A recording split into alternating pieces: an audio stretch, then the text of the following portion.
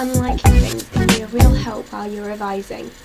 Now, this does involve me telling you a little story about when I was revising for my history GCSE.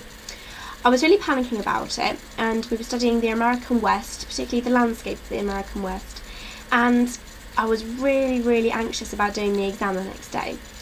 And so to give me a little treat, to give me a break from revision, my parents decided they'd get me a Chinese takeaway.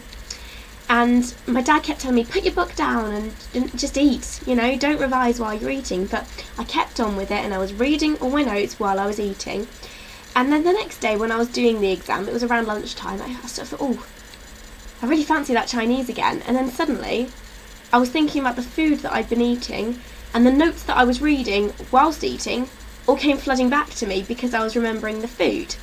Now, I'm not saying have a Chinese takeaway the night before every exam, but don't be afraid of using food as a trigger.